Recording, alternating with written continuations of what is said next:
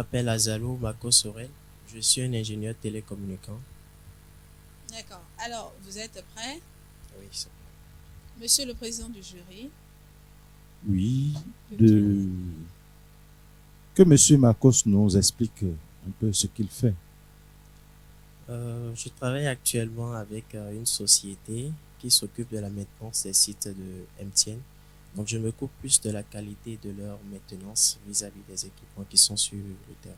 Donc vous avez sûrement des services à rendre à Audiovisuel Service Miséricordia. Certainement. Pourquoi pas? Oui. Merci. Donc, Madame la journaliste, on peut passer à la lecture. Merci. monsieur le candidat, vous pouvez aller à la déclaration de l'évangile. Évangile de Jésus-Christ selon Saint Jean, chapitre 3, versets 31 à 36. Celui qui vient d'en haut est au-dessus de tous. Celui qui est de la terre est terrestre, et il parle de façon terrestre. Celui qui vient du ciel est au-dessus de tous. Il témoigne de ce qu'il a vu et entendu, et personne ne reçoit son témoignage. Mais celui qui reçoit son témoignage certifie là que Dieu est vrai. En effet, celui que Dieu a envoyé dit les paroles de Dieu, car Dieu lui donne l'Esprit sans mesure. Le Père aime le Fils, et il a tout remis dans sa main. Celui qui croit au Fils a la vie éternelle. Celui qui refuse de croire au Fils ne verra pas la vie, mais la colère de Dieu demeure sur lui. Proclamons la parole de Dieu.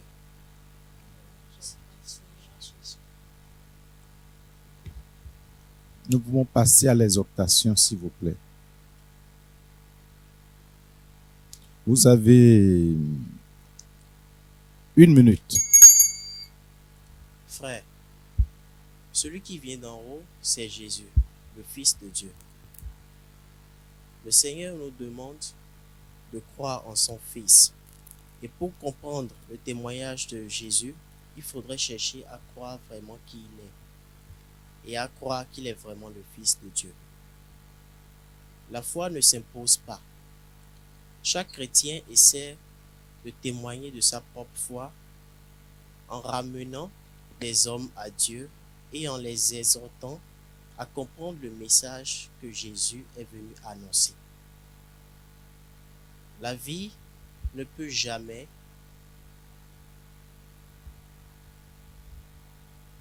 L'amour ne se vit jamais dans l'obligation. Puissions-nous, comme Nicodème, apprendre à connaître vraiment qui est Jésus, chercher à comprendre son témoignage et nous laisser enseigner par lui. Que la grâce de Dieu le Père, la paix de notre Seigneur Jésus-Christ et l'assistance de l'Esprit Saint soient toujours avec nous. Merci, monsieur Marcos Sorel Azalou, pour votre exhortation.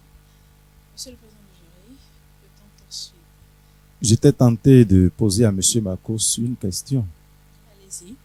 Quel est l'essentiel de ce message que Jésus est venu porter au monde? Jésus veut vraiment que nous croyions à l'amour que le Père a pour nous. Que nous croyions en lui et que nous croyions vraiment qu'il a été envoyé de Dieu. Voilà en fait son témoignage. Du message au témoignage. D'accord. Bon. Nous y voyons la logique. On peut passer à la 3e rubrique, s'il vous plaît. D'accord. Merci beaucoup, monsieur le président du jury. Monsieur Azalou Marcos Sorel, vous avez choisi le numéro 1. Donc, vous aurez droit aux questions du questionnaire 1. Alors, vous êtes prêts? Oui, je suis prêt. Première question. Où? La journaliste, vous avez oublié de demander au président du jury s'il était prêt. Ah, ok. J'avais supposé que c'était déjà fait. Voilà, donc... non, c'est bon. On peut y aller. Oui, maintenant on peut y aller. Je vous suis de près. Nous allons reprendre. Voilà, merci. D'accord.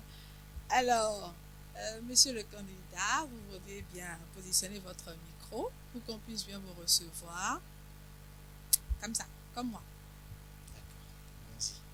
D'accord. Alors, première question. Où et par qui Saul a été baptisé?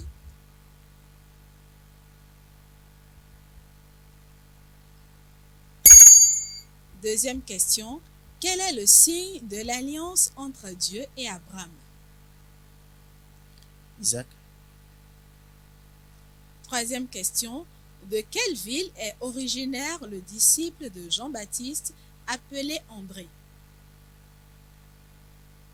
Bethsaïde. Quatrième question. Pour s'assurer de la décrue, quel animal Noé envoya-t-il en mission? Une colombe. Cinquième question. Comment s'appelle le prêtre responsable de Silo dont la fonction était de garder l'arche du Seigneur? Elimelech.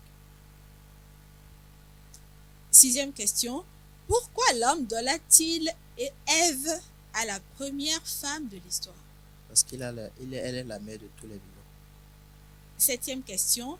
En Palestine, où Jésus a-t-il donné rendez-vous à ses disciples après sa résurrection? Galilée. Huitième question. Dans quel épître Jean parle-t-il d'Antéchrist?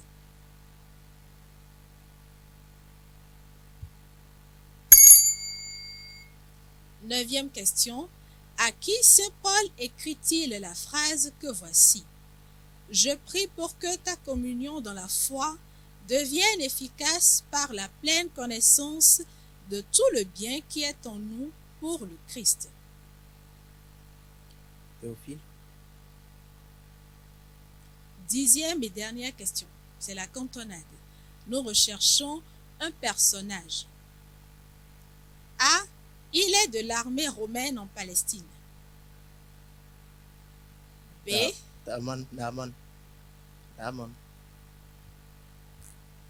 D'accord. B. Il résidait à Césarée, capitale de la Judée romaine, entre 30 et 60. Il est un croyant Dieu. C. Les actes des apôtres le situent dans une cohorte appelée l'Italique. Et D. À lui, l'ange du Seigneur dit. Oui, je voudrais vous faire remarquer qu'il faudra mettre au moins 5 secondes entre les numéros de A à B, oui, pour leur permettre de pouvoir répondre. Alors, je suppose que nous sommes encore au niveau du C. Donc, C, les actes des apôtres, le situent dans une cohorte appelée l'Italique.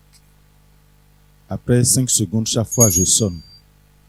À lui, l'ange du Seigneur dit, envoie des hommes à Jaffa et fais venir un certain Simon surnommé Pierre.